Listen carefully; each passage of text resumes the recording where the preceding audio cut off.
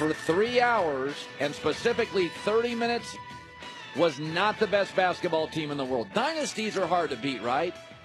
My theories when it comes to sports, dynasties beat very good teams. Michael Jordan's Bulls beat a very good Utah Jazz team, and a very good Gary Payton, Sean Kemp Sonics team, and a very good Blazer team.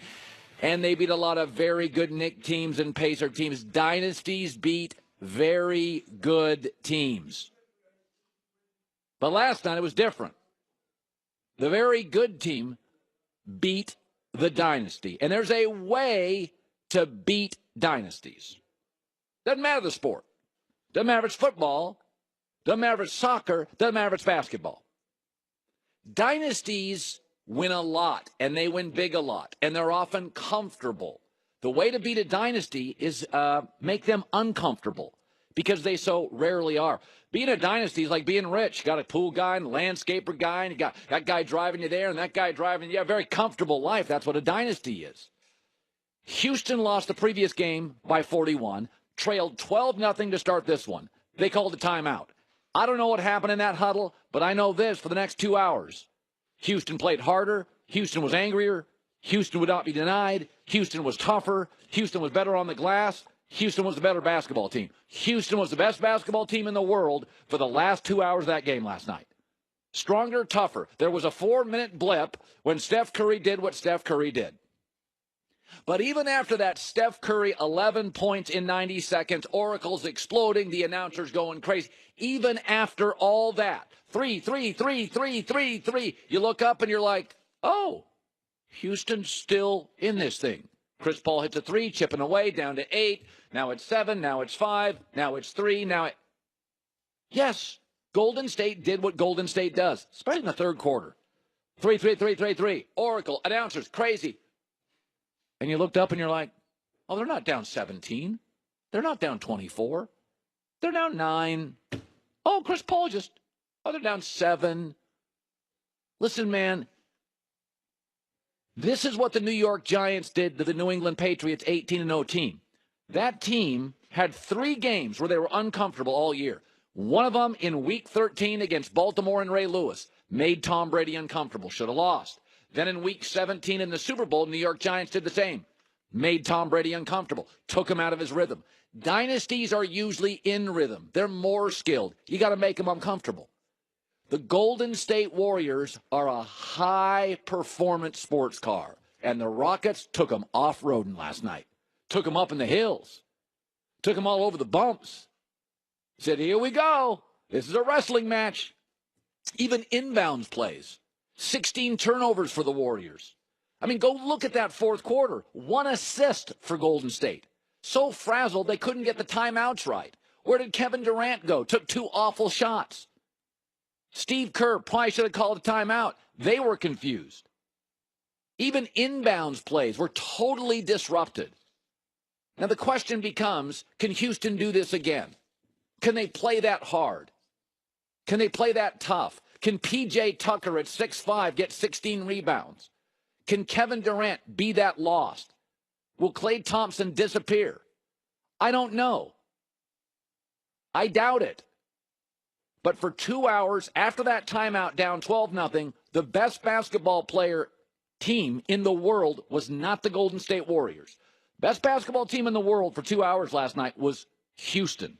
And they did what you got to do to beat a dynasty. Take them off-road. Dynasties are more skilled. Dynasties are comfortable. They're like wealthy people. They got somebody doing this, very rarely uncomfortable. That was uncomfortable. And Golden State was completely out of their comfort zone. I remember watching that Tom Brady Giants Super Bowl. First play of the game, Giants, 6-yard loss for New England. And I'm like, man, every single play New England is rushed, hurried, stopped. That's what I watched last night. It was effort. You go look at the box score in the fourth quarter. Oh, my God. That's not because Golden State doesn't have 4 Hall of Famers. That is a team that is completely emotionally and physically out of sorts. Not sure they can do it again, but for 2 hours, best team in the world was the Houston Rockets. Let me segue to this. When you're best at anything, there's a lot of pressure. right? If you're the best dentist in a town, people talk about you. Oh, you got to get your teeth done at Dr. Williams. That guy is the best. There is a pressure to being great. LeBron James plays tonight. There's a pressure for him to perform. Now, a lot of people argue, especially at this time of the year when Kevin Durant's scoring a bunch of points, well, he is every bit LeBron. Some say he's better than LeBron. But Kevin Durant never faces the pressure that LeBron James does. So last night, KD has the ball, down to 12 seconds left. Here we go for who many of you call the best player in the world. Let's roll the tape, please. Durant brings it across.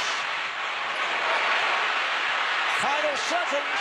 Here's Thompson for the tie, and that will do it.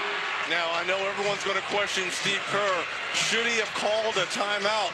They've been in this situation plenty of times. What could you possibly draw up when you've got Durant, Klay Thompson, and Steph Curry on the floor?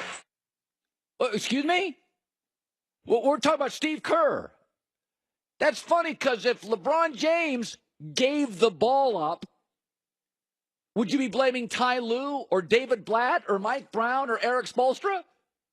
The announcers. It's Steve Kerr. I mean, what is Steve Kerr doing? He doesn't know what he's doing. That coach who doesn't actually play anymore and is in his 40s, maybe 50s, it's his fault. Immediately, crickets about Kevin Durant, who had a 6'5" guy switch on him. Let me give you a couple of facts last night. Kevin Durant didn't make a shot in the final 7 minutes and 43 seconds. Kevin Durant didn't take a shot in the final 3 minutes and 47 seconds. You would be crushing LeBron. Everybody would be crushing him. The first thing the announcer said, well, it's Steve Kerr's fault. This morning, I go on the internet, Steve Kerr overrated. Steve Kerr, gotta call a timeout. I can't believe what Steve Kerr did. By the way, I'm looking at these game 4 with and without Steph Curry. Without Steph Curry, the Warriors were awful last night. Look at those numbers. Field goal percentage, 46% they shot with Steph Curry. Without him, 21%. You know who the most valuable guy on this team is, right? I'm not saying the best. You know who the most valuable is. We demand that LeBron not only be the best, that he coach on the floor, that he always has the right instincts, and that it's not about the coach, and that when he's on the floor, they have to be great. Nobody's talking about this. Look at the numbers last night. He didn't make a shot for the last almost 8 minutes. He didn't take a shot for the last almost 4 minutes. And we're talking about Steve Kerr. That is the pressure of being the best dentist in town, the best lawyer in town, the most respected teacher in town, the best NBA player, the best quarterback. We put everything on your shoulders. Everything is piled on your shoulders. Kevin Durant last night had a 6'5" guy switch on him. And 7-foot Kevin Durant, hey, Klay Thompson, you take it. I'm going to go over here and watch the rest of the game on my flat screen. What? Should be the lead story today. Or at least it would be the lead story if tonight LeBron doesn't score in the last 7:43, does not take a shot in the last 3:47, and has a 6'5" player, let's say Jaylen Brown, switch on him, trailing by 2, has the ball, 12 seconds left, and LeBron passes it off to Kyle Korver, we will destroy LeBron. I won't be able to talk about anything else. And this morning, crickets on Kevin Durant. The gap between the best player in the world, LeBron, and the second best player in the world, Kevin Durant, isn't all about basketball.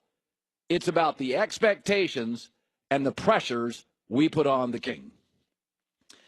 Coming up next, I think analytics matter. I prefer manalytics over analytics. But analytics have gotten rid of the dumb guy in sports, and that part I love. 2 things last night you gotta see, and it's why I love both these guys. That's coming up next.